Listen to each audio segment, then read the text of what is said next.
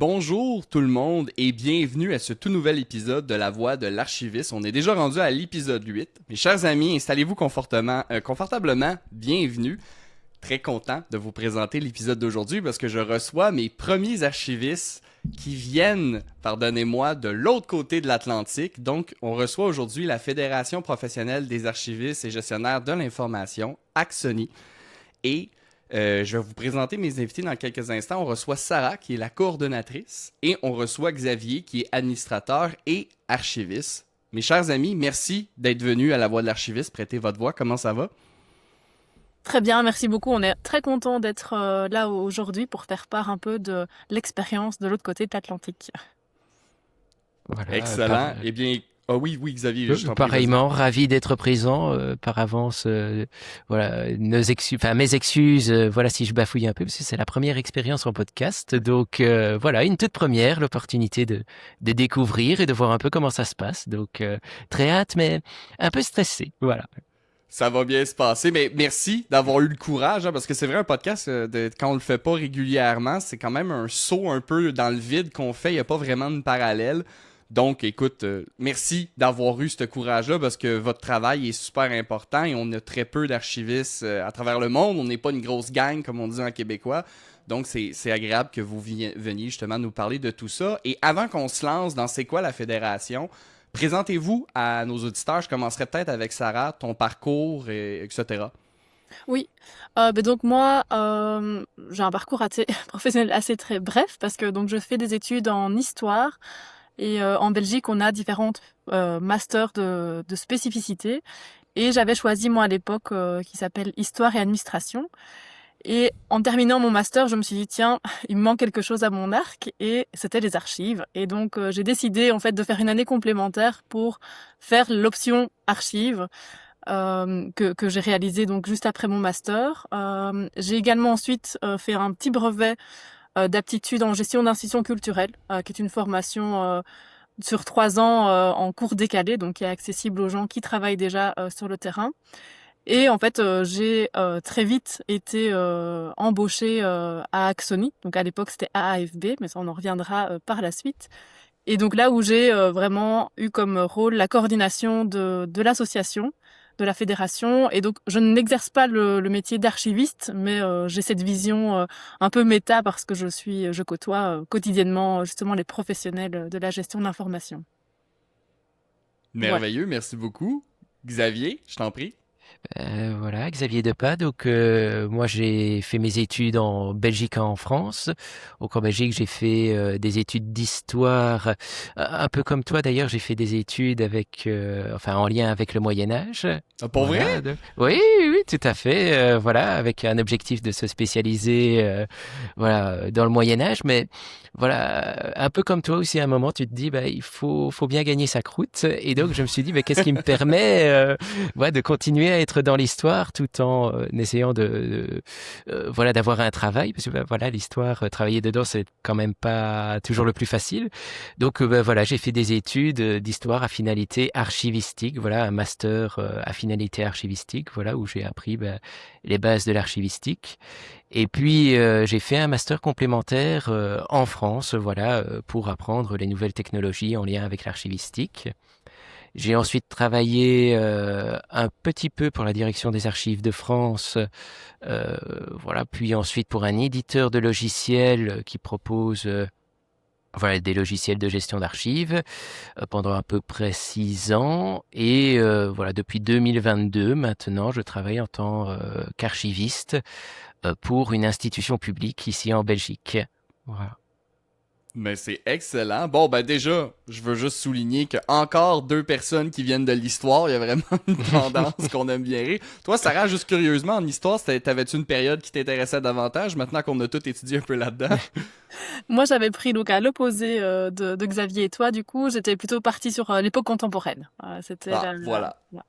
Parfait, c'est hyper intéressant. Bon, ben écoutez, tout le monde, la blague que je fais tout le temps, mais vous voyez encore une fois, là, pour les gens qui nous écoutent, les archivistes, très régulièrement, viennent du domaine de l'histoire. Donc, ça fait juste confirmer cette tendance. Je trouve ça toujours super intéressant. Mais, vous vous souvenez, chers auditeurs, l'archivistique n'est pas que de l'histoire. Ce n'est pas une science humaine, c'est une science de l'information. Et dans cette ligne, pouvez-vous nous présenter, là je vais vous laisser, vous pouvez compléter les deux, c'est à votre choix, mais nous présenter un peu c'est quoi Axoni, c'est quoi son histoire, etc.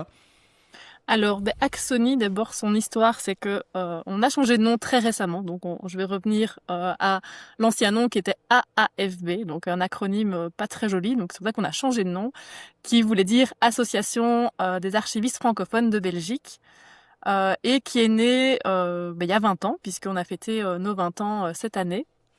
Et elle est vraiment née d'une volonté entre professionnels de pouvoir se connaître, de se fédérer. Et il faut savoir qu'en Belgique, la partie néerlandophone avait déjà son association professionnelle, le VVBAD, et qui, en tout cas du côté francophone, on voyait que les actions du VVBAD portaient ses fruits, puisque les membres se connaissaient, les archivistes se connaissaient. Et du côté francophone, on avait vraiment cette lacune du fait que les professionnels sont éparpillés. On va le voir.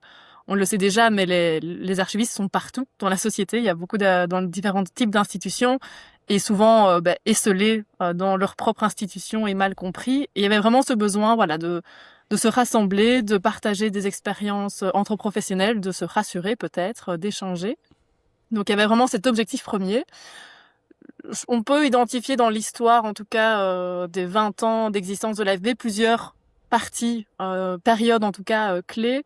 C'est que la première décennie, finalement, 2005-2015, a permis à l'association de faire un peu corps, c'est-à-dire de pouvoir développer quelques activités, à ce réseau de se connaître, de se souder, de se dire, voilà, je connais maintenant l'archiviste de la commune à côté de chez moi, on a un réseau. Et donc, c'était beaucoup des journées d'études dans un premier temps, des groupes de travail également.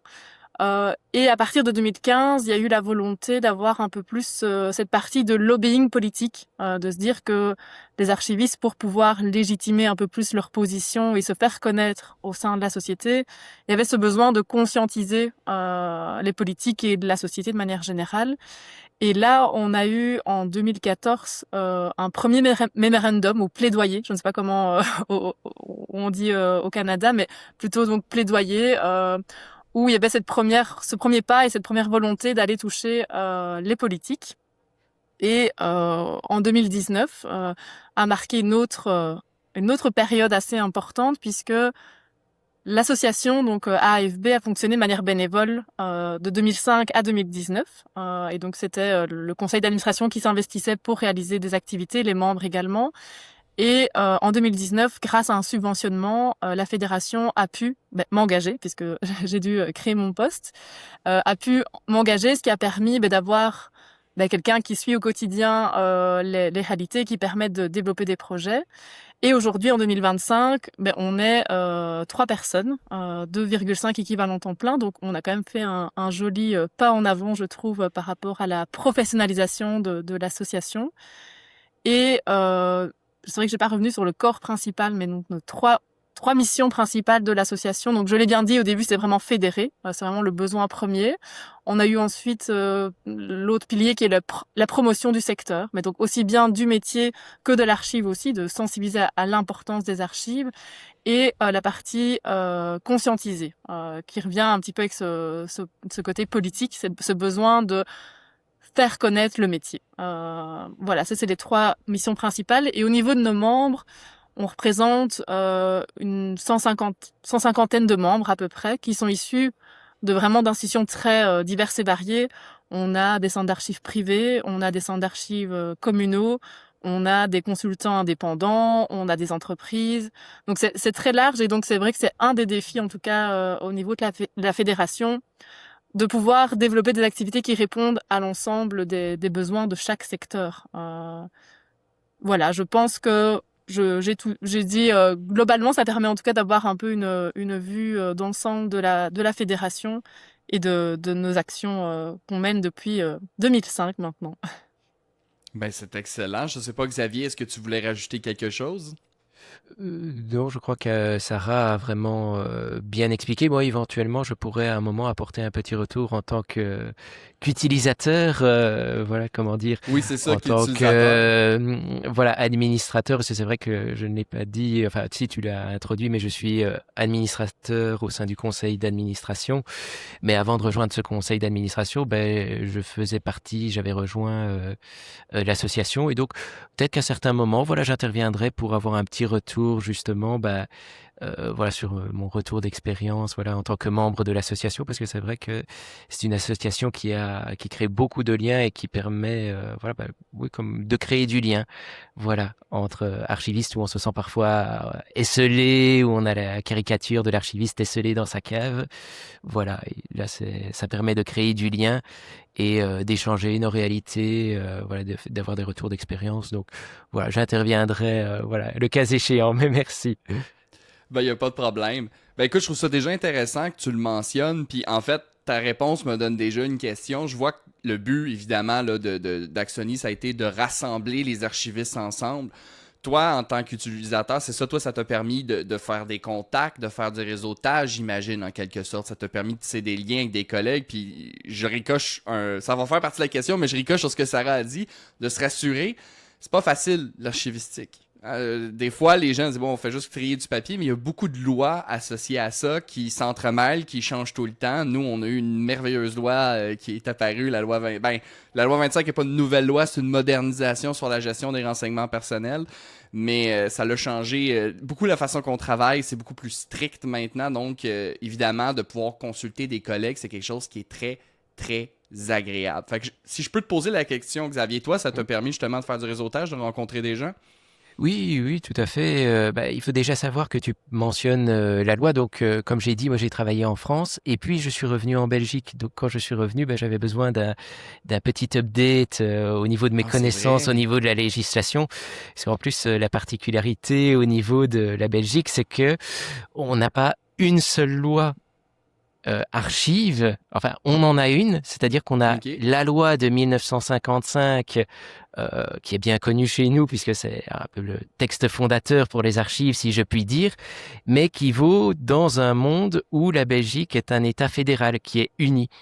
Or, depuis les années 1955, la Belgique a créé d'autres niveaux de pouvoir, les régions, les communautés, et donc ce texte de 1955, il continue à s'appliquer aux autres niveaux de pouvoir, mais sans vraiment s'appliquer. Voilà, donc on a des zones de flou au niveau de la législation, et donc déjà ça, rejoindre Axony, ça m'a permis d'échanger avec d'autres archivistes qui m'ont conforté dans cette idée, donc ça c'était déjà rassurant.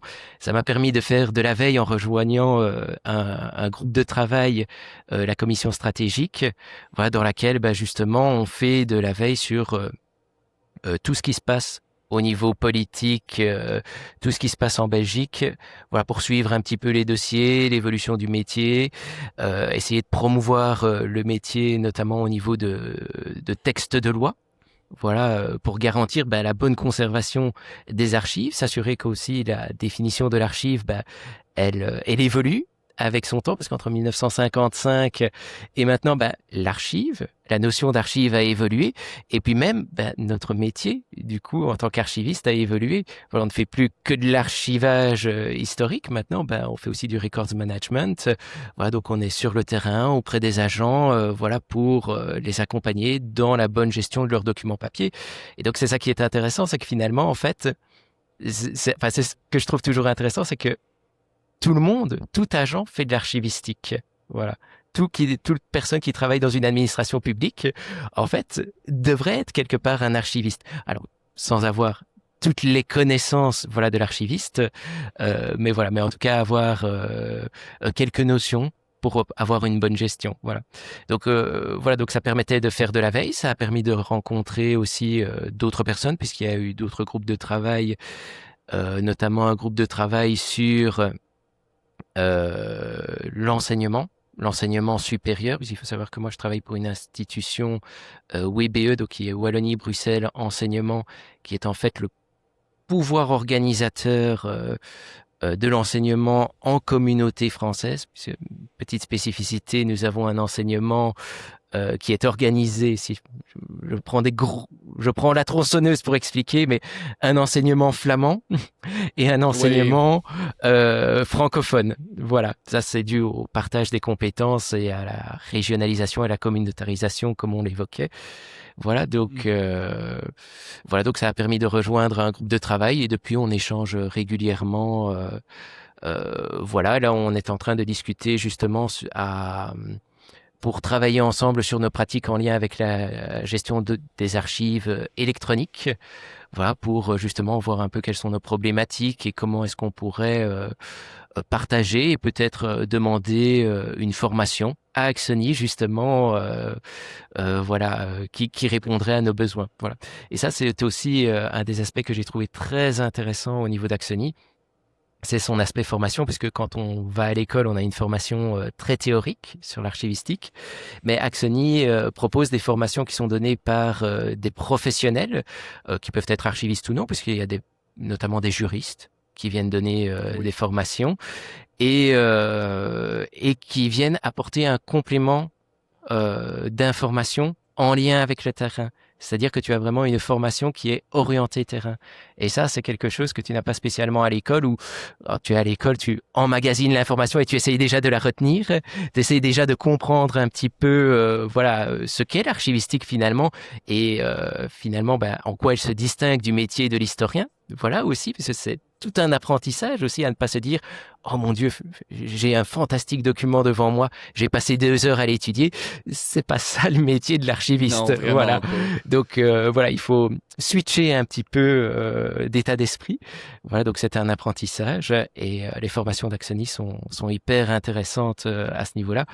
Et puis aussi, moi, ce qui m'avait beaucoup plu, c'est cet aspect je vais revenir dessus, mais c'est cet aspect veille, c'est cet aspect où finalement, on peut défendre ensemble le métier, essayer de construire ensemble une vision de la gestion documentaire qui est un peu grande, si je puis dire. C'est-à-dire que en Belgique aussi, on n'a pas de direction des archives, comme il peut y avoir en France une direction des archives de France, et donc on n'a pas spécialement une vision transversale du métier. C'est-à-dire que chaque archiviste travaille un petit peu dans son coin, ce qui est une caricature, mais travaille dans un contexte particulier qui est celui d'une commune. Donc une commune, c'est une ville. Voilà, je sais pas si je dis. Oh, oui. Désolé, c'est parce que je ne sais Non, non, il n'y a pas pas de problème. voilà, C'est une bonne si idée de le terme préciser. est connu au Canada et au Québec. On peut avoir des archivistes qui travaillent dans les régions, dans les communautés, qui peuvent travailler au niveau de l'État fédéral. Il y a des archivistes qui travaillent aussi dans des centres d'archives dits privés, voilà, et qui collectent des archives qui proviennent plutôt d'ASBL ou d'organisations, voilà, mais qui sont des archives qui échappent finalement euh, à l'État, si je puis le dire comme ça. Et donc, sans ces centres d'archives privés, en fait, on a tout un pan de la société qui serait perdu. Donc je trouve que Axoni justement a cette vision transversale du métier et a l'opportunité de discuter aussi bien avec des archivistes que des personnes qui ne sont pas du métier, puisqu'on parlait d'archives privées, il y a des personnes qui proviennent de troupes de théâtre notamment et qui veulent justement sauvegarder leurs archives parce qu'elles estiment qu'elles représentent un état de la situation à un moment T de notre histoire ici en Belgique. Voilà. Donc, voilà, si ces archives ne sont pas conservées par des archives publiques, où peuvent-elles être conservées? Donc, il y a plein de questions comme ça qui se posent et je trouve qu'Axoni, justement, a ce regard un peu transversal et cette vision où elle essaye de défendre une vision de l'archivistique et du métier de l'archiviste qui soit grande, si je puis dire, où on essaye d'avoir C'est ça, quelque une chose, version transversale qui une traverse version un peu. transversale, voilà, tout à fait. Où, Ben voilà. justement, ça m'amène sur un point que je trouve super pertinent, parce que tu parles justement là, non seulement de ce côté-là rassembleur, justement transversal, de créer un lieu pour les archivistes et de faire valoir la profession, tu disais défendre. À défendre l'archivistique parce qu'on est souvent très peu dans les organisations oubliées. Et ça tombe bien parce que Axoni était en campagne de sensibilisation. Et j'aimerais ça que vous nous parliez un peu de c'est quoi votre campagne de sensibilisation pour le mois de novembre que vous avez faite.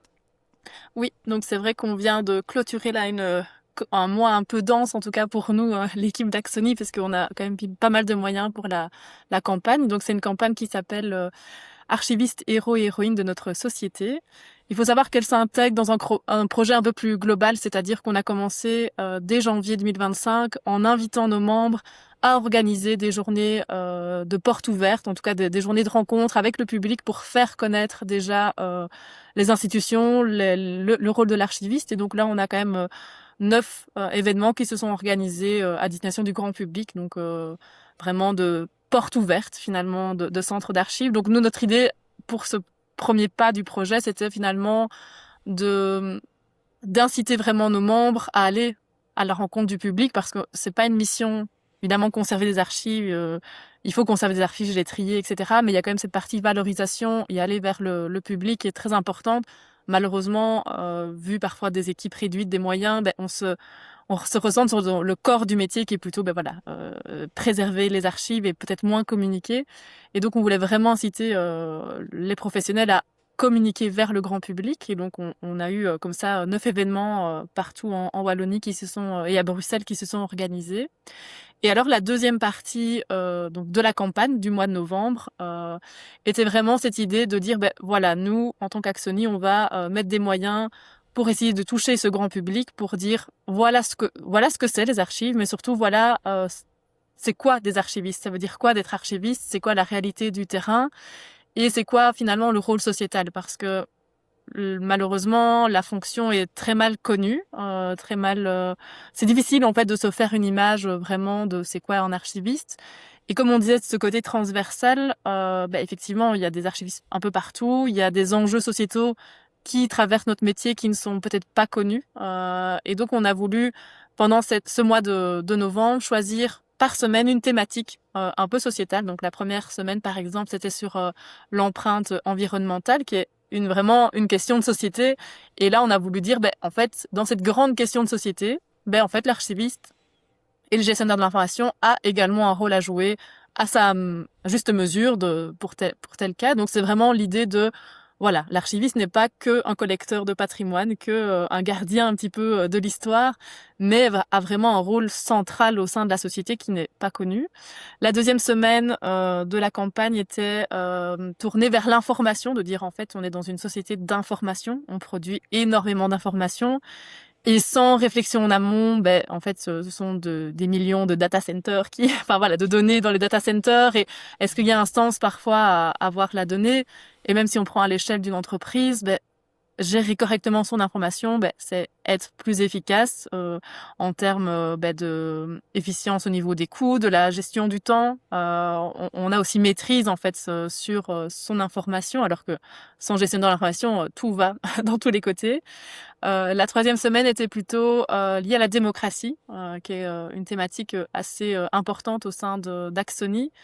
Et là, l'idée était d'interpeller le citoyen en disant, en fait, grâce aux archivistes, vous pouvez accéder à vos droits d'information, à vos droits de citoyen. Et ça fait partie vraiment de cette constitution de la démocratie. Sans accès à l'information, on n'est plus dans une démocratie. Et donc, c'est un peu rappeler ce rôle aussi démocratique. Et la dernière semaine était la semaine patrimoine, qui était plutôt, une thématique traditionnelle, on va dire. Mais c'était plutôt se dire, l'archiviste va permettre de collecter une certaine mémoire et de renforcer notre patrimoine collectif, et donc d'être un acteur. Bon, ici, c'était vraiment quand même une thématique un peu plus traditionnelle qui est connue du grand public, mais c'était quand même de la rappeler, de dire, elle existe et elle est importante au même titre que l'ensemble des autres thématiques. Et donc vraiment l'idée c'était assez difficile, parce que c'est vrai qu'en tant que fédération professionnelle, on met aussi bien les archivistes en avant, donc la profession d'archiviste, mais également le rôle de l'archive en tant que tel. Et donc on a vraiment cette ambivalence entre les deux pendants, de dire il y a l'archiviste et il y a l'archive malgré tout qui reste. Donc on a vraiment ces deux volets au niveau, et on l'a ressenti dans notre campagne, c'était qu'on mettait aussi bien en avant les archives que l'archiviste en tant que tel. Voilà un petit peu. Et donc on a fait, c'était une communication en ligne principalement. On a eu quand même quelques visites parlementaires, donc on a organisé dans des centres d'archives, on a convié des parlementaires à venir sur place pour pouvoir discuter avec le terrain. Mais c'était globalement une information, une campagne qui s'est déroulée en ligne sur les réseaux sociaux, sur notre blog, pour vraiment l'information qu'elle circule vers le plus large public possible. Et c'est vrai, oui, je vais juste rajouter un truc un élément de contexte. Ça a été un petit peu compliqué pour nous au moment de dire, voilà, en fait, en début d'année, on voyait bien le contexte politique, en tout cas chez nous, qui est un peu tendu au niveau de voilà, on remet en cause un petit peu le côté culturel, la place des associations, le rôle un petit peu, voilà, démocratique. On sent que c'est un peu fragilisé.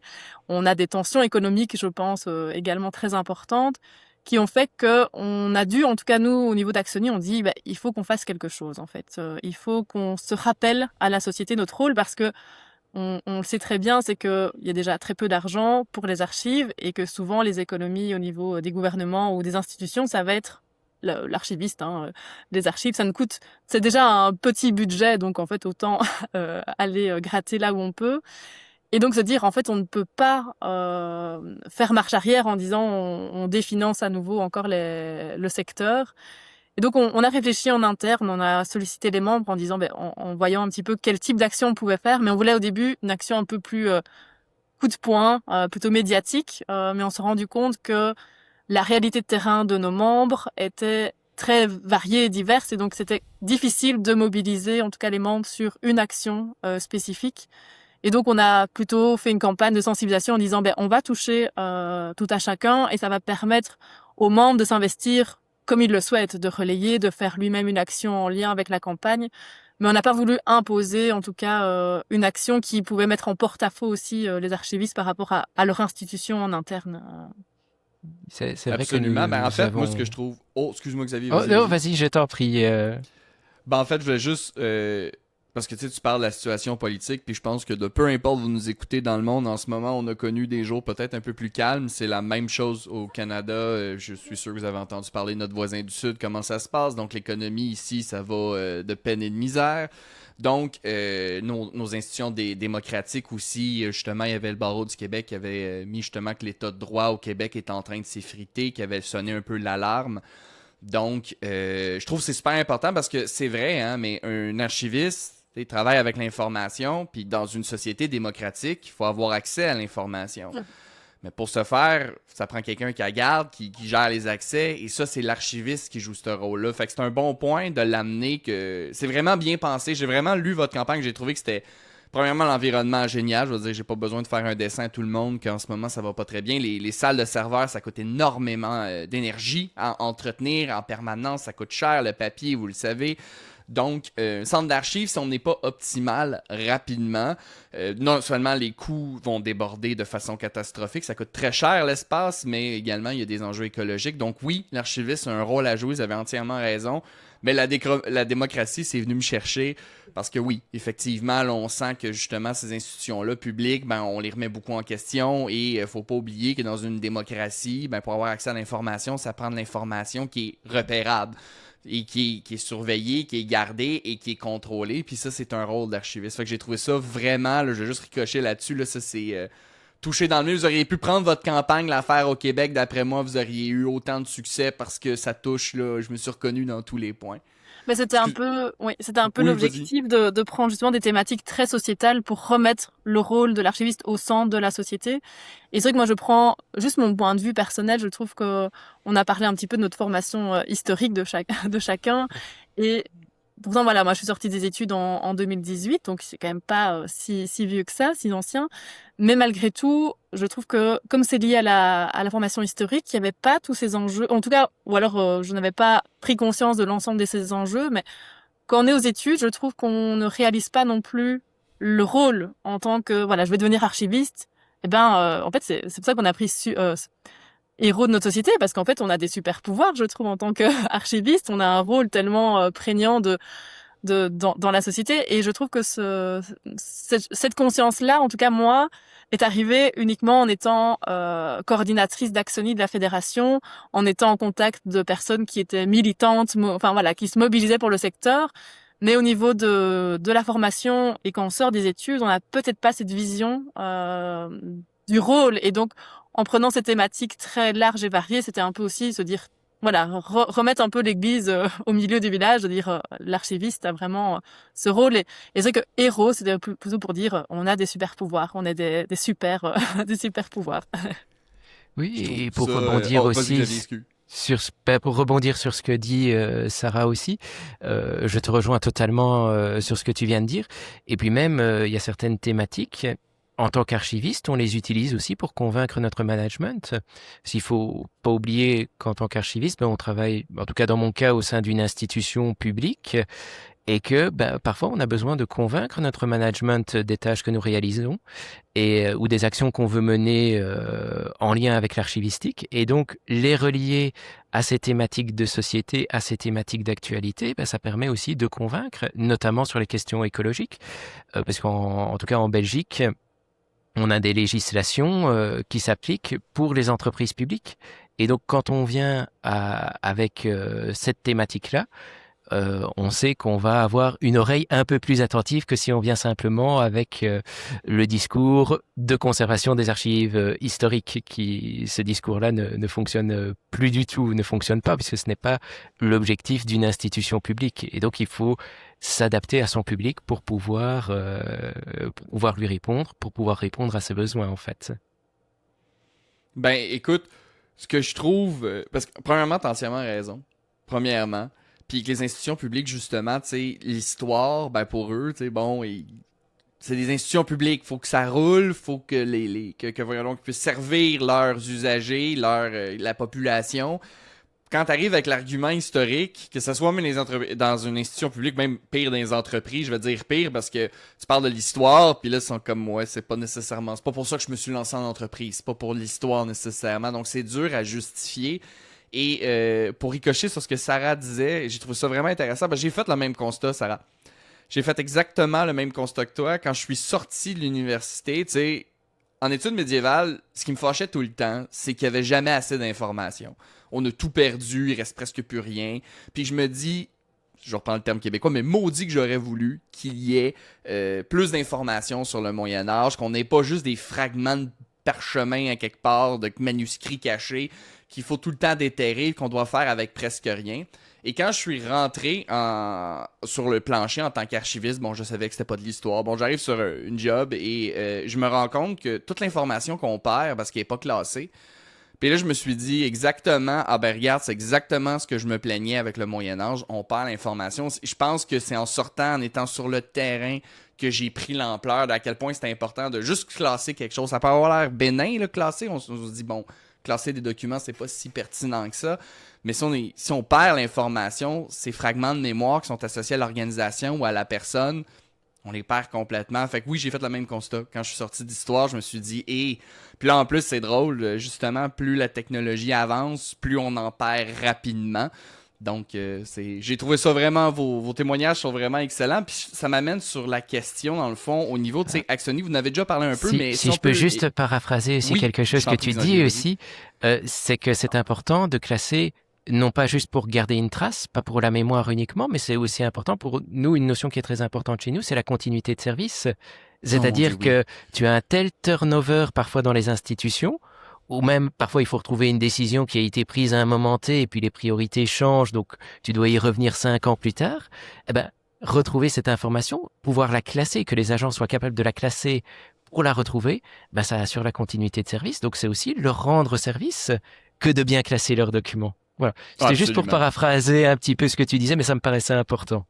Non, mais c'est très important, puis on a ce dicton-là, et je suis sûr que vous l'avez aussi, un document mal classé est un document perdu. Donc pour une entreprise, Ouais, si on classe pas nos documents, on les retrouve pas, et j'ai jamais encore, là, c'est sûr que je suis assez jeune dans ma carrière d'archiviste, mais je suis certain que jusqu'à ma retraite, je ne verrai pas une entreprise qui va se dire tout est super bien classé partout, puis je trouve mon information tout le temps. Il y a toujours de l'ouvrage en archivistique, il y a tout le temps des dossiers à classer, mais c'est important de le faire, comme tu le dis, tu as entièrement raison, parce que sans ça, une entreprise peut pas fonctionner. Là. C'est dur de savoir, même de faire un calendrier de conservation. Si tu sais pas ce que t'as, ben c'est dur, c'est pas évident. Donc, excusez-moi, la question que je vais vous amener tantôt, c'était à propos d'Axoni. Particulièrement, vous n'avez parlé quand même un peu les deux, mais je vais vous relancer. Les services qu'Axoni propose. On a parlé de réseautage, on a parlé de, voyons donc, justement, de pouvoir défendre des points ensemble. Pouvez-vous en nommer quelques-uns? Oui, c'est vrai que Xavier a déjà cité la formation. Depuis vraiment 2019, on a voulu combler un peu les manquements, en tout cas la formation initiale, parce que en fait, nous en Belgique, pour accéder à la fonction d'archiviste, c'est souvent effectivement l'histoire. Globalement, nous, la plupart, on fait un master en histoire avec la finalité archive. Ici, on a quelques masters de spécialisation qui commencent à se développer en archives et gestion des données, mais ça reste assez timide. Et donc, c'est vrai que la voie classique, c'est histoire, mais Ouais. on l'a Il bien y vu, a le métier... Ah oui, vas-y. Oui, et juste pour préciser aussi, parce que on a justement dans notre réseau d'enseignement, on sait où on a des cours, mais plutôt de ce que vous appelez le collège, vous au Québec ou au Canada, des cours qui s'orientent justement sur tout ce qui est documentalisme et gestion des bibliothèques. Voilà. Il y a des formations parallèles qui commencent à se faire, mais où finalement, et c'est presque dommage, il n'y a pas de lien entre les formations d'historien archiviste et ces formations des collèges. Et donc, ce sont presque des personnes qui ne dialoguent pas entre elles. Donc, Ok, voilà. excuse-moi, tu parles dans le fond, nous ici au Québec, c'est des cégeps, je pense que c'est ça que tu veux parler. J'avais pas compris sur le coup, mais c'est ça, dans votre formation, dans le programme, vous l'avez en biais, en quelque sorte, cette formation archivistique, mais c'est vraiment associé à l'histoire, dans le fond.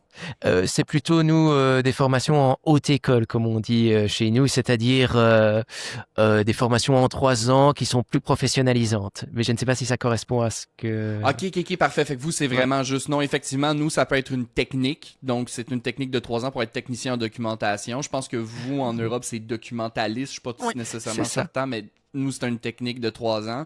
Ou après, bon, ça prend un bac. Donc, vous, c'est l'équivalent de la licence en Europe pour être archiviste. Donc, on combine le certificat en archivistique avec une majeure, un bac, etc. pour l'avoir. Ouais, mais c'est vrai que c'est C'est- très complexe du coup. Enfin, déjà le métier n'est pas connu, mais alors si les formations ne sont pas très directement de tiens, je fais telle formation, je veux devenir archiviste, bah alors en fait on s'y perd encore plus, je trouve, de dire voilà, le métier est déjà pas connu, mais alors si les formations sont pas directes, on a encore plus de mal à comprendre comment on arrive à être archiviste. Et donc c'est vrai que nous et on remarque que voilà, archiviste finalement, il faut connaître un peu l'IT, le juridique, puisqu'il y a plein de et voilà, on souhaite, avec les formations qu'on développe, avoir, comme disait Xavier en début, d'avoir aussi des formations professionnalisantes avec des retours de terrain, quelque chose de très concret, pratique. Et donc, on a, depuis 2019, un peu plus déployé cet accès de formation qui permet le réseautage, parce qu'en formation, les gens se rencontrent et échangent, et donc c'est un double objectif. Depuis peu aussi, on a mis en place sur notre site web un espace membre où l'idée est de pouvoir l'alimenter avec différentes ressources en ligne.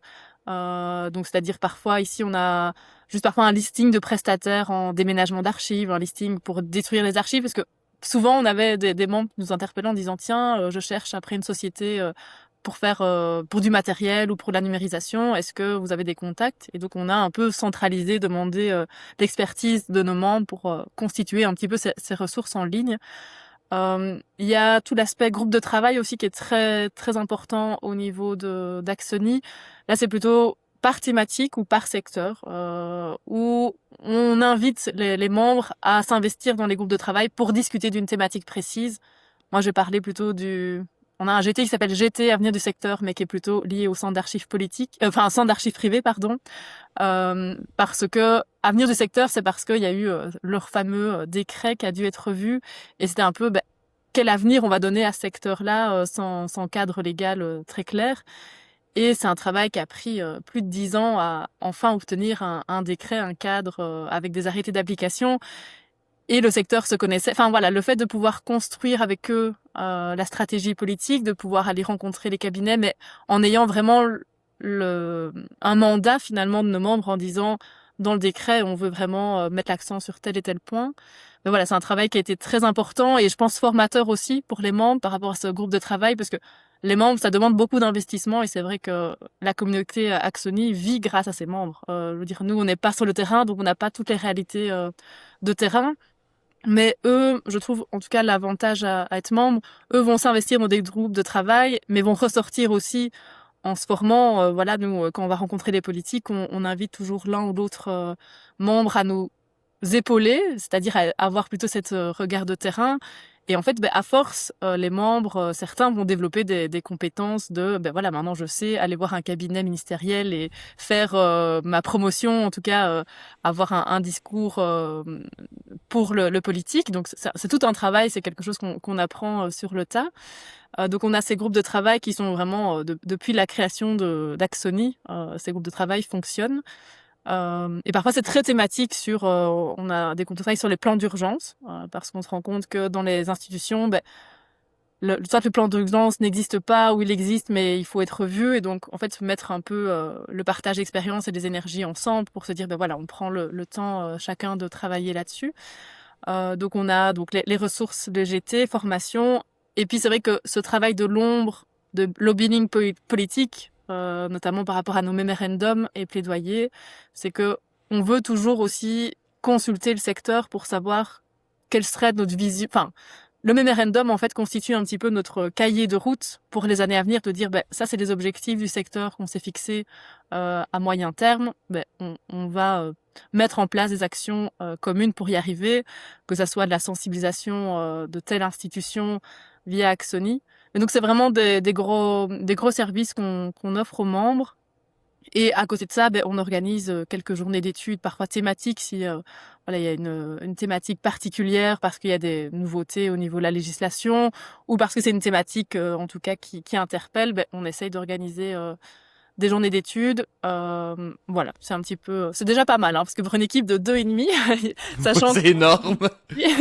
sachant qu'on a des niveaux de pouvoir différents, donc il faut aussi suivre un petit peu aux différents niveaux de pouvoir. Donc voilà, c'est pas mal de défis, mais c'est chouette. Et je le dis à nouveau, je pense que dans une fédération professionnelle, c'est vraiment l'implication des membres aussi. En fait, c'est un cercle vertueux, j'ai l'impression. Plus la fédération va montrer les réussites qu'on peut avoir, voilà, va s'impliquer, mais plus les membres s'impliquent, plus on arrive à porter aussi plus de choses. Donc, je pense que c'est vraiment ça la force d'une fédération professionnelle, c'est de porter ensemble et de se serrer les coudes. Je pense que ça, il n'y a pas le choix dans notre profession. Et pour rebondir, parce que Sarah est très humble, mais heureusement qu'on l'a et qu'on a ce qu'on appelle nos permanents au sein de l'association, parce qu'en fait, c'est grâce à ces 3 personnes que on peut avoir tout un suivi sur l'ensemble des dossiers, parce que les membres ont chacun leur métier, sont chacun dans leur quotidien, et donc se réunir de temps en temps pour partager, échanger, c'est une chose, mais avoir du suivi, il faut qu'il y ait des personnes pour s'en occuper. Et donc, heureusement qu'on a ces permanents qui sont présents et qui font ce travail vraiment fantastique de suivi. Voilà, c'est grâce à ça, en fait, qu'on peut devenir une fédération professionnelle et qu'on est en mesure d'avoir des réussites, selon moi aussi. Donc, merci, Sarah. Et Rémi et Camille aussi. Mais c'est tellement important ce que vous faites, parce que pour vrai, moi, personnellement, la chose que j'ai trouvé le plus difficile, puis là, c'est un peu ironique parce que je travaille autonome, fait que prenez avec pincette mon chialage, mais on est seul. On est tout le temps seul. Ça m'a fait. J'ai été très chanceux à quelques reprises d'avoir des contrats avec d'autres collègues, donc techniciens en documentation, archivistes, peu importe. Mais la vaste majorité du temps, j'ai toujours été seul. Et c'est ça, des fois on se sent un peu seul en archivistique. Fait que d'avoir une asso qui rassemble, ça aide beaucoup, surtout pour partager les connaissances. Parce que justement, quand on est seul dans un asso, on peut pas... en fait, moi je parle d'expérience personnelle, mais évidemment, quand j'avais des collègues avec moi, t'arrives à un point légal, t'as des questions, tu peux tout le temps te consulter entre collègues, et parfois, t'es tout seul. Donc, tu peux pas nécessairement aller consulter ton collègue pour une question XY, mais avec une asso, comme nous, on a l'association ici au Québec, des archivistes du Québec, on peut aller chercher, à travers ce réseau-là, on peut poser des questions, on peut dire « Hey, excusez-moi, je suis arrivé à telle impasse, est-ce que quelqu'un aurait comme une piste à m'offrir, etc. » Donc, c'est vraiment important d'avoir cet asso-là, je pense, qui vous rassemble tous. Et vous en avez parlé, je pense, à travers... là, depuis le début, on en parle, mais je veux quand même vous entendre le dire. C'est quoi le pouls des archivistes en Belgique? Parce que là, vous avez fait une campagne de sensibilisation. Ici, au Québec, on a de la difficulté avec probablement tout ce que vous venez de nommer. Là, pas probablement avec absolument tout, mais reconnaissance. Comment ça se passe en Belgique en ce moment? Par rapport à la reconnaissance du métier, tu veux dire? Ouais, reconnaissance du métier, pardon. C'est très compliqué comme question. J'ai l'impression que Après, je vais laisser parler Xavier qui est plutôt sur le terrain, mais moi, la vision que j'ai, c'est que au niveau de l'archiviste, il faut toujours un peu se battre pour légitimer un peu sa place et sa fonction, de dire en fait, oui, je suis important, donc je suis là et je fais un travail qui mérite en tout cas d'être fait. Et que la difficulté aussi, c'est que parfois on a l'impression que être archiviste, ça peut être à la hauteur de tout le monde, qu'en fait on peut déléguer à la secrétaire, tiens, va trier les papiers également, tu vas gérer la documentation. Et en fait, oui, ça peut fonctionner à une petite échelle, en fonction de l'entreprise, en fonction des obligations légales. Mais on se bat aussi pour dire, en fait, c'est vraiment un métier à part entière. Il y a des aspects juridiques à prendre en compte, des aspects plutôt informatiques, etc. Et donc, se dire, c'est pas un métier, c'est un métier en soi, en fait. Ça, je pense que c'est un un des combats aussi au niveau de la profession, c'est de se dire, on existe. Et après, il y a toute cette mutation aussi du métier avec le numérique. Moi, dans le cadre de mon brevet que j'ai effectué après mes études, j'avais fait une petite étude un petit peu sur le secteur des archives et j'avais envoyé un sondage à tout citoyen de savoir comment il percevait pour lui un archiviste. Et c'était assez marquant de dire que beaucoup de réponses que j'avais étaient de dire ça n'existe plus parce que maintenant c'est du numérique et donc il n'y a plus besoin d'archives. Enfin, qu'il y a plus besoin d'archivistes. Et donc c'est aussi, avec l'évolution du métier, l'évolution des technologies, en fait on a l'impression que l'archiviste, ce n'est que le papier et pas le numérique, alors qu'en fait l'archiviste est gérer de la donnée, gérer de la documentation. Et donc en fait, que la donnée soit numérique, papier, ça reste une donnée qu'il faut structurer et permettre qu'elle soit accessible, fiable, authentique. Mais donc c'est aussi parfois combattre un peu ces stéréotypes de se dire en fait le métier a évolué, les compétences évoluent et donc il y a une complexité du métier qui se fait.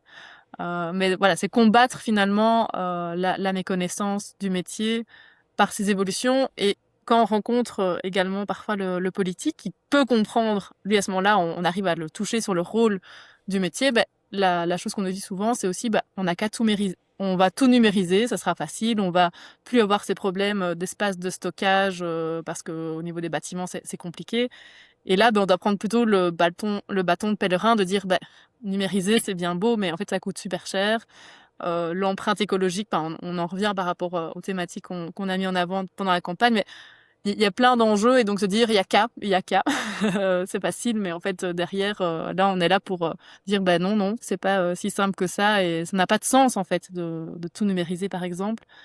Voilà, je sais pas si ça répond totalement à ta question, mais peut-être que Xavier va pouvoir amener aussi des compléments.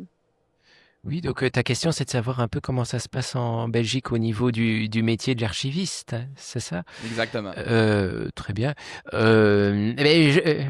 Je vais essayer alors, je vais donner juste mon point de vue, qui est celui d'un archiviste qui travaille au niveau de la communauté française.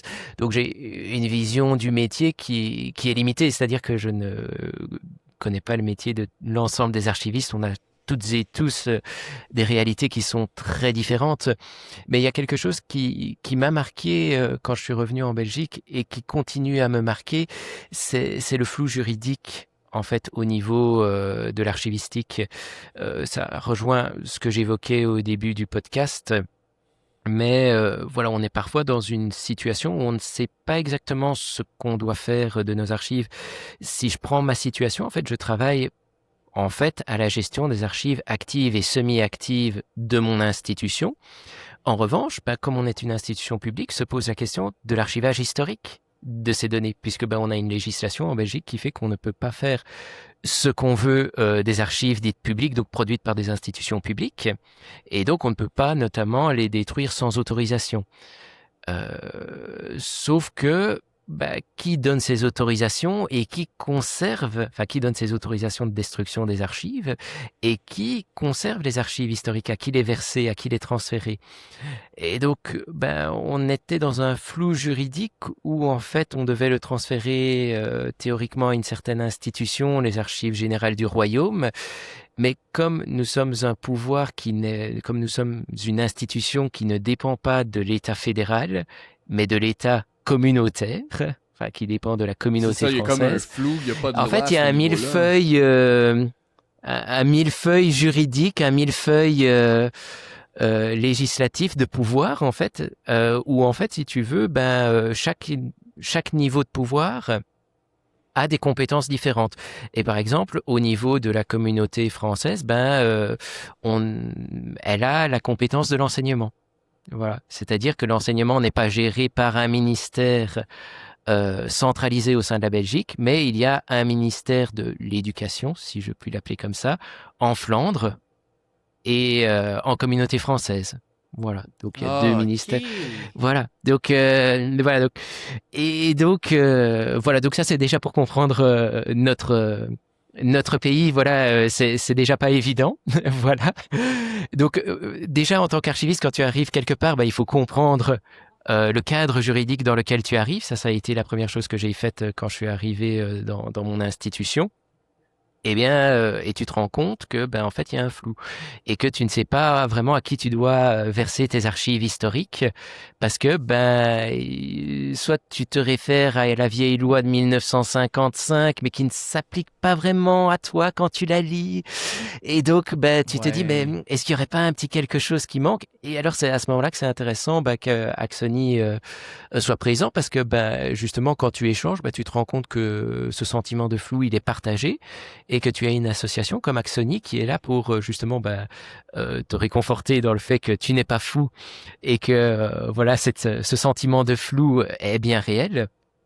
Et qu'ensuite, Axoni est là pour essayer de faire bouger les choses en faisant justement du lobbying pour essayer de créer des textes qui vont, des textes de loi, qui vont clarifier ce flou pour justement définir les rôles, les compétences de chacun au niveau des différents niveaux de pouvoir. Voilà. Ça, c'est quelque chose que je trouve super important parce que d'une part, ça va assurer la bonne conservation des documents. En tout cas, ça va tendre vers cette bonne gestion. En tout cas, c'est ce qu'on espère. Et puis aussi, derrière, ce qu'on vise, c'est promouvoir et garantir l'emploi des archivistes. Parce que quand une institution se retrouve dans l'obligation légale d'assurer la bonne gestion de ses documents, un bon réflexe serait de se tourner vers l'archiviste. Voilà. Donc en fait, à Absolument. travers ces textes de loi, c'est une opportunité de défendre le métier, enfin de défendre les archives, mais aussi de défendre le métier, de défendre des emplois. Donc je trouve que c'est vraiment très important. Donc voilà un peu ma vision. Il y a plein de choses positives qui se font aussi, mais voilà, on ne va pas débattre de tous les points positifs et négatifs en Belgique, mais moi je trouve que voilà, si on pouvait arriver à clarifier ces différentes zones de flou qui existent en Belgique au niveau juridique, je pense que ce serait une grosse plus-value pour notre métier. Ben écoute, c'est complètement c'est un timing pour reprendre l'anglicisme là ici parfait parce que au Québec il y a très récemment là, ça doit dater de quelques semaines, justement là, l'association des archivistes du Québec s'est associée justement avec d'autres assos spécialisés en gestion documentaire pour faire dans le fond une demande, une lettre conjointe là, c'est plusieurs assos et archivistes qui se sont mis ensemble pour justement demander à ce qu'on mette à jour la loi sur les archives au Québec, qui là, c'est de mémoire, moi c'est 1983, je pense, qui ne prend pas en considération du tout la réalité numérique dans laquelle on se trouve. Donc, c'est quand même intéressant de voir que même à travers l'Atlantique, que ce problème-là, notre loi sur les archives date, et il serait grand temps qu'on la mette au goût du jour parce que l'information se promène plus du tout de la même façon qu'elle se promenait dans les années pré-2000, dans le fond. Oui. Et ça, c'est vrai que, quelles que soient les frontières, c'est vraiment des enjeux et des thématiques. Là, c'est la transformation du métier, de dire que les lois n'ont pas évolué assez rapidement pour soutenir justement le métier. Et en fait, c'est vrai que là, on est, nous, confrontés en Belgique très fortement, puisque, voilà, comme le disait Xavier, on a cette loi de 1955 qui met le cadre au niveau des archives fédérales. Et puis voilà, l'institution de la Belgique s'est À régionalisée. évoluer. Et donc, on a seulement eu, pour te donner une idée, c'est que donc il y avait, Xavier a parlé de la région, enfin il y a la région Wallonne, il y a la Communauté française qui est un des niveaux de pouvoir, et la Communauté française s'est seulement dotée en 2023 d'un décret sur ses archives publiques. Et avant En ça, il y avait 2023? oui, en 2023. Donc, et avant ça, en fait, c'était toujours la loi de 55 qui prévalait, mais en fait, Ouais. les archives générales du royaume disaient, ben, c'est pas notre compétence puisque c'est une compétence communauté française. Donc, il y a eu un flou. Et en fait, Oh au mon niveau de, Dieu. oui, et en 2023, parce qu'Axoni était derrière depuis 2-3 ans à redire il faut.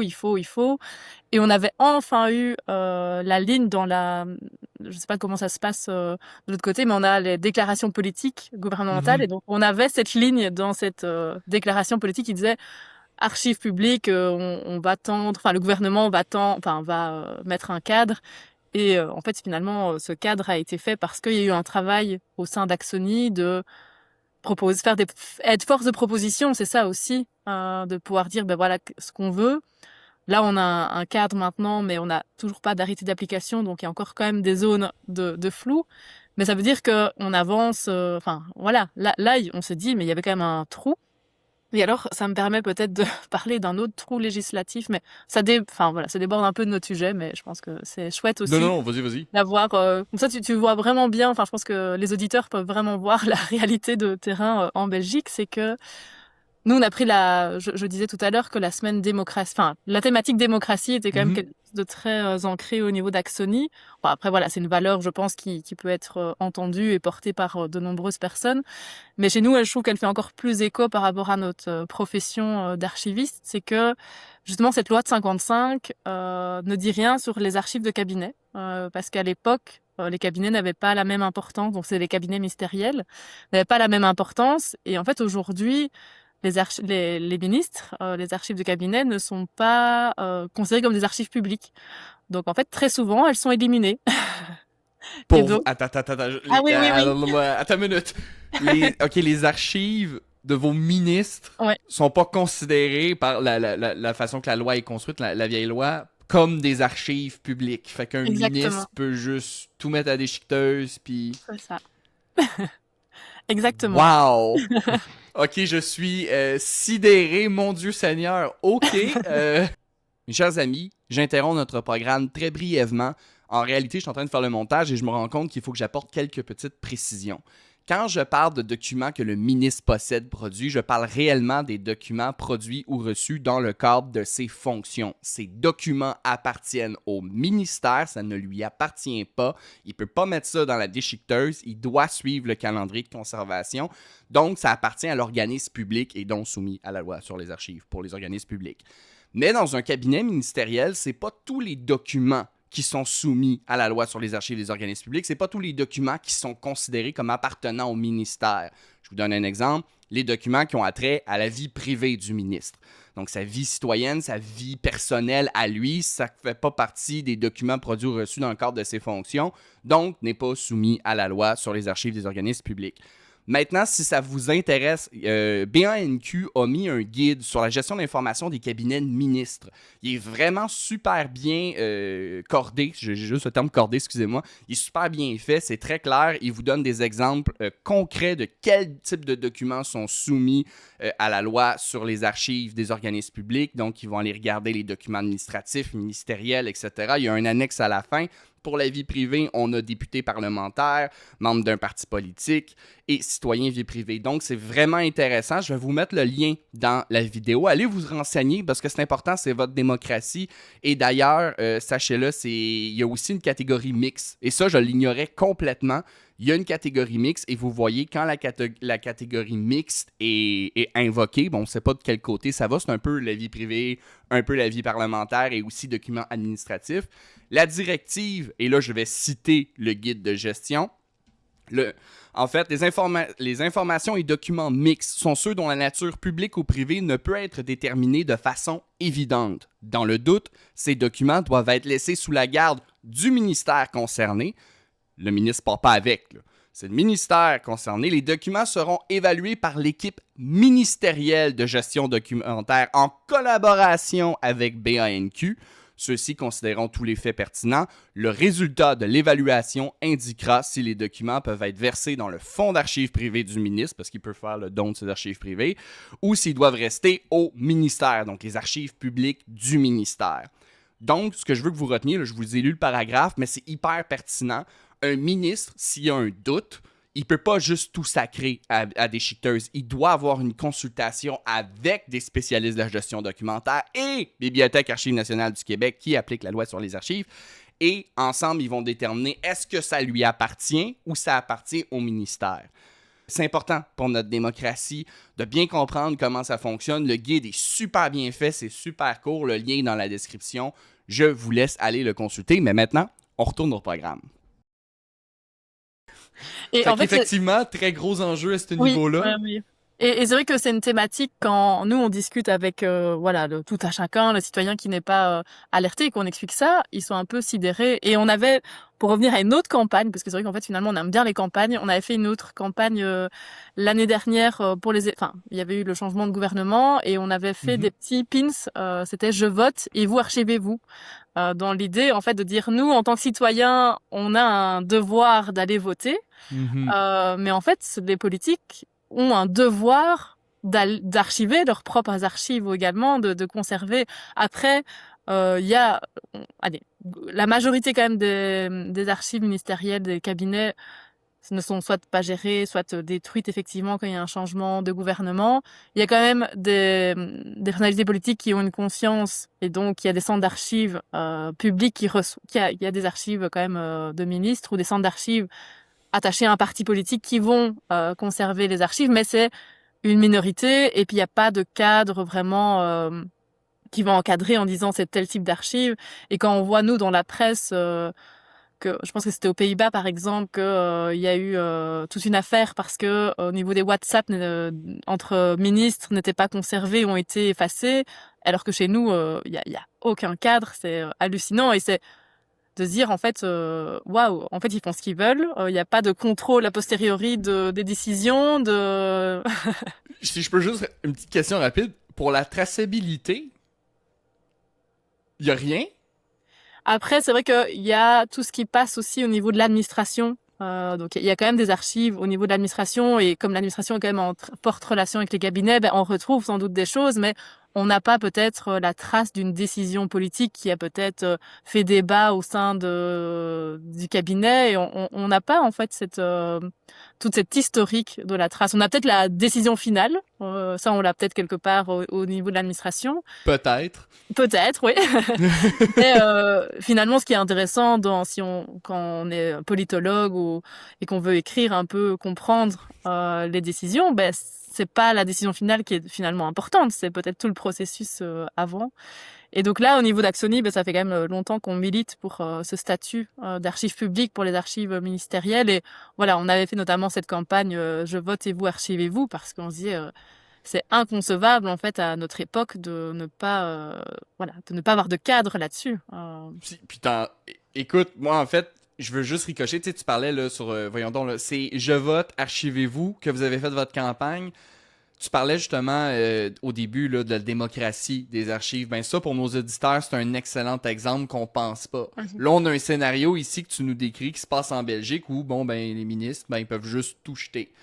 Ici, c'est pas comme ça que ça se passe au Québec. Et pour une démocratie, si on veut rendre nos gouvernements imputables, ça prend des traces, ça prend des lois sur les archives qui couvrent justement les institutions publiques. Donc, dans votre campagne, juste faire un ricochet, parce que c'est un exemple, tu vois, j'avais même pas pensé, mais dans la démocratie, c'est pas juste dans l'accès à l'information, il faut aussi la préserver puis la garder, puis avoir des lois qui assurent la traçabilité. L'archivistique, c'est pas simplement de juste garder pour garder, c'est d'avoir une trace, mais c'est aussi, c'est pour rendre imputable. Si on veut qu'un gouvernement, une démocratie soit fonctionnelle, il faut qu'il y ait une imputabilité. Puis pour ça, ça va prendre des traces, des décisions, des documents pour faire un audit. Y a-tu eu la corruption, par exemple, etc. Donc, c'est un triste exemple. C'est un excellent exemple, mais triste exemple de la situation en Belgique que ça peut être problématique et d'où l'importance d'avoir une loi sur les archives à jour. Je suis un peu sous le choc, je vous le mentirai pas, je ne le savais pas, mais écoutez, excuse-moi Xavier, je sais pas si t'allais réenchaîner, là, j'ai peur, je t'ai-tu coupé? Pas du tout. Non, ok, bon, parfait, excuse-moi. Mais ce que je voulais dire, c'est... je suis un peu sous le choc. Honnêtement, je m'attendais pas à ça, mais merci d'en faire part, puis merci à Axoni, puis aux archivistes de Belgique, de vous, aussi à ses membres, hein, comme tu le mentionnais, ils s'impliquent beaucoup. C'est un excellent exemple. Un terrible exemple, mais c'est un excellent exemple que ça prend des lois sur les archives à jour, puis ça prend une imputabilité parce que justement, dans une démocratie, si on peut pas faire d'audit, on peut rien vérifier, ben on n'est pas dans une démocratie. Je vous renchaînerai. Je sais pas si vous vouliez rajouter quelque chose là-dessus. Non? Bon, parfait. Je vais vous poser ma prochaine question. Premièrement, vous parliez de vos formations, etc. J'aimerais que vous nous parliez un peu. Est-ce que, en fait, question rapide, est-ce qu'il y a des formations qui sont faites en ligne? Parce que, tu sais, des fois, pour un archiviste du Québec, d'avoir peut-être envie de suivre une formation que vous donnez, est-ce que c'est faisable? Est-ce qu'il y en a qui sont en ligne? Alors, c'est vrai qu'elles sont majoritairement présentielles, Mhm. mais on a déjà eu un partenariat justement avec l'AAQ Oui. par rapport à une formation distancielle, et notamment c'est la thématique de l'empreinte environnementale. On avait demandé à la formatrice, puisqu'on était en plein Covid, hein, donc on a fallu aussi se réinventer, et donc on avait ce partenariat avec l'AAQ pour voir justement des thématiques, parce que la difficulté c'est aussi de trouver des thématiques qui parlent à chaque réalité, parce que voilà, on a vu que la loi est quand même différente. Et donc, il y avait notamment empreinte environnementale, où on avait eu une formation, où on avait adapté les horaires, parce que bon, Mhm. malheureusement, il faut aussi prendre en compte Ouais, le ouais, ouais. décalage. Mais donc, ça c'est déjà fait. C'est vrai que ça se fait peut-être pas suffisamment, mais en tout cas, voilà, ça se fait et à refaire, je pense. Ben, absolument. Moi, je peux donner mon point de vue, absolument. Je suis sûr que ça serait pertinent, mais vous avez un blog aussi. Vous avez un blog et vous avez également un podcast ma vie d'archiviste confiné que vous avez fait, qui est dans le fait un programme, c'est ça que j'ai compris, qui s'appelait Archiviste en quarantaine. Et j'aimerais que vous nous parliez un peu, peut-être dans un premier temps, du blog, justement, c'est de l'information que les archivistes du Québec peuvent aller s'abreuver. Peut-être le blog en premier, puis en second, le podcast et Archiviste en quarantaine, plus généralement. Oui, alors c'est vrai que sur notre site, on a l'onglet qui s'appelle Blog, et donc qui est finalement toutes les actualités du secteur, de la vie de la fédération professionnelle. Et donc ça, c'est ouvert vraiment, tout l'ensemble des articles sont accessibles à tout le monde. Donc c'est vrai que ça peut être une piste d'inspiration, de dire tiens, je suis intéressée au niveau de la Belgique, comment ça se passe. Et donc c'est vrai qu'on fait écho de sujets d'actualité, notamment de vie de l'association, de retour sur nos événements. Et donc c'est vrai que c'est un endroit en tout cas de partage. Et nous, c'est un peu notre vitrine également voilà, qu'est-ce que Axoni derrière, c'est quoi les actions qu'on mène. Et par rapport à Archives de quarantaine et au podcast, en fait le podcast a vraiment découlé de ce projet Archives de quarantaine. Justement, on revient au Covid, à la période justement 2020 où on était un peu confinés, et là très vite en interne, notamment au sein du conseil d'administration, il y avait cette conscience que en tant qu'archiviste, on avait un rôle à jouer dans cette crise sanitaire, de se dire on est un peu plus à l'arrêt, on doit rester confiné chez nous. Bon, la chance du travail d'archiviste, c'est que parfois ça permettait de rattraper du retard d'inventaire ou de mise à jour, et donc je sais que certains archivistes ont parfois récupéré certains documents ou certains cartons d'archives pour pouvoir continuer à les traiter chez eux. Mais il y avait quand même ce côté un peu pause comme ça de nos fonctions, et cette réflexion de comment mettre à profit aussi finalement notre temps de travail dans cette période. Et donc nous, on a très vite mis en place Archives de quarantaine, qui avait cette idée d'inciter les archivistes et les preneurs d'informations à aller sur le terrain pour aller collecter aussi cette mémoire du temps présent finalement, de dire en fait si on n'a pas cette conscience d'aller capturer, par exemple, je prends l'exemple voilà, à l'ouverture peut-être des restaurants et des cinémas, où on voyait une file gigantesque sur les Oui. parkings ou devant les restaurants, parce que les gens étaient contents de pouvoir y retourner. Mais en fait, voilà, là on a ce souvenir encore, parce qu'il y a finalement 5 ans, mais dans 10, 15 ans, il y aura déjà moins cette trace. Et en fait, c'est simplement dire aux archivistes, par exemple, prenez votre appareil photo, allez faire des photos des rues vides, ou justement là, quand c'était la réouverture, pour capturer un peu ces moments, voilà, un peu suspendus, et finalement qui marquent une société, parce qu'on s'était dit, voilà, avec la crise Covid, il va y avoir un avant, un après dans les mentalités. Oui. Et donc c'était de dire à l'archiviste, vous avez un rôle à jouer dans la mémoire du présent, enfin dans cette mémoire actuelle. Et donc on invitait les membres à se mettre au service de la société, en fait. C'est clairement ça.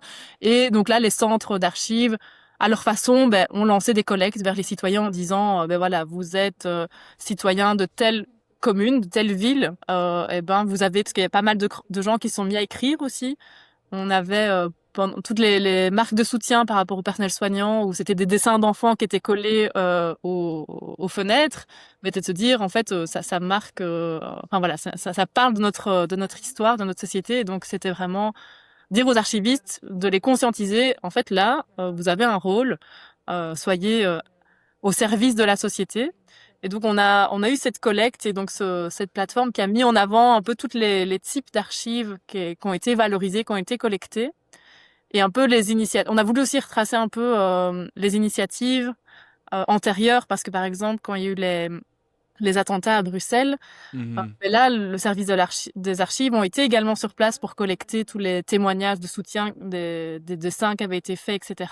Ouais. Et donc, c'est de dire, en fait, on n'est pas là juste collecteur du passé, mais on doit aussi être présent sur le moment pour se dire, dans 20, 30 ans, on aura peut-être matière à raconter l'histoire. Et de là est né aussi, après avoir fait toute cette première collecte, de se dire, tiens, on va donner la parole aux archivistes. Donc, on était vraiment très amateurs en termes de podcast. Donc, on a fait avec les moyens du bord et avec nos connaissances. Et d'ailleurs, on avait la chance à ce moment-là d'avoir au sein du conseil d'administration quelqu'un qui aimait bien tout ça, en fait, toute la technique, et est très créatif. Et donc, il nous a beaucoup accompagnés. Et donc, on s'est dit, on va donner la parole aux archivistes pour voir, d'une part, comment ils ont adapté leur travail pendant cette période, et de voir comment eux ont perçu ce projet Archives de quarantaine, est-ce qu'ils ont participé et de quelle manière ils ont participé. Et ça a donné lieu aussi, après les podcasts, à une exposition virtuelle également, où là on mettait en avant des types d'archives qui avaient été collectées, mais donc ça part vraiment dans tous les sens, et où on invitait l'archiviste à parler aussi de pourquoi pour lui il a choisi cette archive-là à mettre en avant, ou en tout cas qui reflète selon lui la période Covid à son image, enfin à son point de vue. Donc voilà, c'est un projet qui était très, enfin, je trouve dans une période comme ça de crise, était une petite bulle d'air finalement, et qui avait un peu un côté thérapeutique, parce que là peut-être c'est une autre fonction de l'archiviste. Moi je trouvais à ce projet c'était thérapeutique dans le sens où on permettait aussi aux citoyens et à voilà quelqu'un de lambda de dire en fait ton histoire, ton ressenti est intéressant aussi. Bon, juste le récit de quelqu'un en soi n'est pas intéressant, mais mis tous ensemble collectivement, Ben en fait, oui. 30 ans, on pourra savoir comment la population a vécu ce moment. Et je pense que pendant cette période de Covid, ça a permis justement aux gens de dire, ah, en fait, mon témoignage est important aussi. Ce que je vis a du sens. Et donc, ça avait peut-être ce côté thérapeutique où on avait pas mal de gens qui nous contactaient en disant, ah, j'ai écrit des poèmes, tenez, je vous les envoie. Et donc, nous, après notre rôle de fédération, on n'est pas un centre d'archives. Et donc, c'est vrai que quand on collectait ces documents, on était là, ah, qu'est-ce qu'on va faire ensuite après? Et donc, on a fait grâce à notre réseau, on a pu se dire, voilà, les poèmes, on va les mettre archives et musées de la littérature, on va voir dans quelle mesure eux peuvent pas constituer un fonds crise 40, enfin, Covid, où ils vont collecter, en fait, plusieurs traces de citoyens. Et donc, nous, on faisait ce réseautage en redirigeant les gens vers les centres d'archives pertinents. Mais c'était tellement une bonne idée. Pour vrai, quand j'ai vu votre page, justement, puis j'ai commencé à comprendre, voyons donc, de quoi il s'agissait, que c'était vraiment comme d'essayer de faire une capsule temporelle, d'avoir des archives, d'être des archivistes dans le présent, parce qu'on travaille beaucoup avec le présent dans nos entreprises, mais les événements historiques, vous avez tous les deux fait de l'histoire, vous le savez, on s'en rend souvent compte après, parce que quand ça arrive sur le coup, notre quotidien continue quand même dans la majorité du temps, pardonnez-moi, et de pouvoir justement impliquer les citoyens. Moi, c'est ça qui me fait triper. Personnellement, parce que justement, en histoire, on a tout le temps l'opinion des grands, on a la politique, on a l'histoire, dans les cas terribles, on a la guerre, dans le cas d'une pandémie, on a les grandes lignes, mais l'individu, la personne, son ressenti, son vécu, c'est souvent l'information qu'on perd. Donc, de créer cet événement-là, justement, d'aller rassembler, en fait, de mettre les archivistes au front, d'aller, de donner ce drapeau, de dire, hey, en ce moment, il y a un moment historique qui se produit. Il faut qu'on ait une trace pour dans 20, 30, 40, 50, 1000 ans. Il faut que les gens puissent savoir comment c'était passé. Et d'avoir impliqué la population, Moi, je prends des notes. Moi, évidemment, je souhaite pas une prochaine crise, là, mais je prends des notes pour la prochaine fois. Je trouve que c'est une excellente initiative que vous avez eue. Après, pour remettre un peu, c'est on n'a pas, enfin, on a un peu innové. En tout cas, on a été un peu se dire oui, on est conscient. Mais il faut savoir que dans l'histoire, il y a eu d'autres initiatives similaires. D'ailleurs, sur le site Archives de Quarantaine, on référencie un petit peu les autres initiatives. C'est que là, je viens d'aller vite relire l'article, mais c'est que au niveau du ghetto de Varsovie, il y a eu justement un archiviste historien qui, à l'aide de d'autres personnes, s'est dit à ce moment-là, en fait, là, on vit quelque chose, on va, au péril de sa vie, finalement, garder des archives, les conserver, les enterrer quelque part pour pouvoir les retrouver par la suite. Et donc, voilà, lui avait déjà eu cette conscience dans les années 40, au moment de la guerre, de dire, en fait, là, les archives, c'est un enjeu de pouvoir, et en fait, si je ne conserve pas ça, on va perdre quelque chose de la mémoire, de l'histoire. Et en fait, c'était finalement, voilà, des années plus tard, c'est ce qu'on a fait aussi, de se dire là, on sait qu'on vit, bon, à moindre mesure quand même que de la guerre, mais de se dire là, on a un moment aussi de transition, ou un moment qui va en tout cas marquer l'histoire. Bah, se dire, en fait, on va être au service de la société. Enfin, je trouve ça beau, ce terme d'être au service de la société. Je trouve que ça rend un peu des armes aux archivistes qui travaillent dans l'ombre, en fait.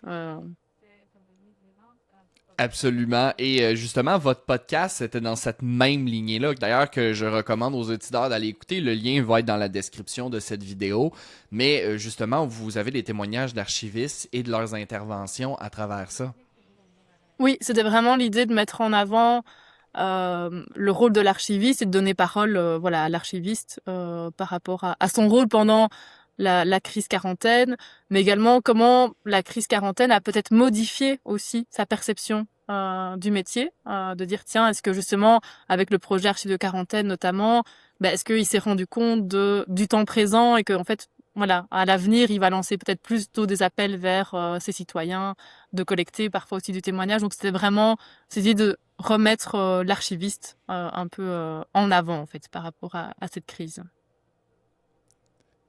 Moi, écoutez mes amis, je vous remercie énormément pour vos interventions, d'être venus. Avant de vous laisser partir, j'ai une dernière question à vous poser. Mes amis, je pose toujours la question, sentez-vous bien à l'aise? Question, c'est quoi votre pire scénario archivistique, si le cas échéant? Dans le cas de Sarah, j'imagine c'est plus peut-être une histoire entendue, ou juste de gérer une association d'archivistes, c'est tout aussi valide. Est-ce que vous avez un scénario catastrophe que vous voudriez nous partager, puis vous vous êtes dit, mon Dieu Seigneur, pourquoi j'ai fait ça? Qu'est-ce que moi faire?